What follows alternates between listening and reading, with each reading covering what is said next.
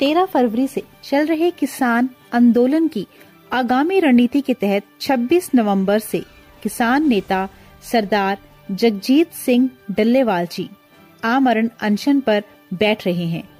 आमरण अनशन पर बैठने से पहले उन्होंने देश के सभी किसानों के नाम बड़ा महत्वपूर्ण संदेश जारी किया है। किसान भाइयों, राम राम, सत श्री अकाल, वाहिगुरु जी का खालसा, वाहिगुरु जी की फतेह। आज की इस वीडियो के माध्यम से हम पूरे देश के किसानों को ये बात बताना चाह रहे हैं कि एसकेएम नॉन पॉलिटिकल की तरफ से और केएमएम की तरफ से जो 26 नवंबर को खनौरी बॉर्डर पे के ऊपर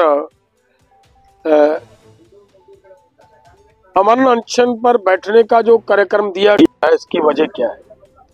आपने देखा दोस्तों कि पिछले दिनों पूरी दुनिया के अंदर अलग अलग देशों में किसान प्रोटेस्ट कर रहे हैं। ये नहीं है कि किसान केवल भारत के अंदर ही प्रोटेस्ट कर रहे हैं, पूरी दुनिया के अंदर किसान आंदोलन कर रहे हैं और हर कंट्री के अंदर किसान ट्रैक्टरों के ऊपर प्रोटेस्ट करते हैं। वहां अलग अलग जगह पे वो आंदोलन करते हुए कहीं पे तो अपनी राजधानी के पास अंदर भी जाते हैं। तो पूरे वर्ल्ड के अंदर किसान प्रोटेस्ट कर रहे हैं, किसी को रोका नहीं जा रहा। और भारत सरकार की तरफ से जब यहाँ का किसान अपना आंदोलन करने के लिए, अपनी बातें सरकार के पास रखने के लिए घर से निकला, तो सरकार ने यहाँ पे उनको रोका। जो रोका, जिस तरीके से रोका, आप सबको अच्छी तरह पता है कि सीमेंटेड बैरिकेडिंग की गई है। यही वो जगह है, यहाँ पे हमारे एक युवा शुभकर्ण को गोली मारकर शहीद कर दिया गया था हरियाणा पुलिस की तरफ से। तो अगर ऐसी सिचुएशन है, इसका मतलब किसान अपनी मांगों को लेकर, अपनी डिमांड्स को, अपनी प्रॉब्लम्स को लेकर अपनी सरकार, हमारी सरकार किसानों के पास को अपने पास नहीं आने देना चाह रही।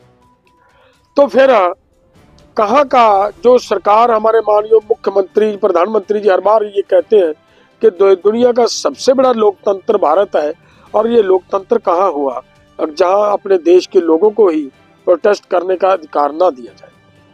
तो इसलिए यहाँ पिछले लंबे समय से 9 महीने से किसान यहाँ पे बैठे हैं और किसानों की कहीं पे भी कोई सुनवाई नहीं हो रही, कहीं पे कोई बातचीत करने के लिए तैयार नहीं हो रहा। अगर नहीं हो रहा तो फिर किसानों को अपनी बात सरकार की तरफ के पास पहुंचाने के लिए सरकार बहरी हो चुकी है, जो उनके कानों तक ये बात ले जाने के लिए और कुंभकर्ण की नींद सोई हुई सरकार को दोबारा उस नींद से जगाने के लिए यही एक शांतमय ढंग से आंदोलन करने का यही एक प्रयास, यही एक रास्ता बचता है।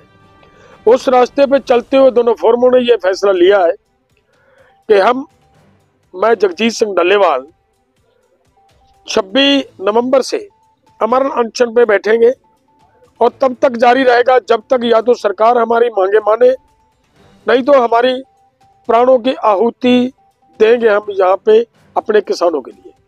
और उसके बाद सेकंड लाइन का लीडर भी इसके लिए तैयार है, वो भी बैठेगा, दूसरे के बाद तीसरा बैठेगा, तीसरे के बाद चौथा बैठेगा, ये काम चलता रहेगा। सो मेरा आप सबसे निवेदन है कि ये मजबूरी की वजह से जब सरकार कहीं पे भी किसानों की लोकतांत्रिक तरीके से बात सुनने को तैयार नहीं होती, तो फिर किसानों को और लोगों को मरवाने की बजाय ये एक नेताओं की जिम्मेदारी बनती है कि नेता अपने प्राणों की आहुति दे, जिसके लिए हम पूरी तैयारी से डटे हुए हैं, बैठे हैं और बैठेंगे।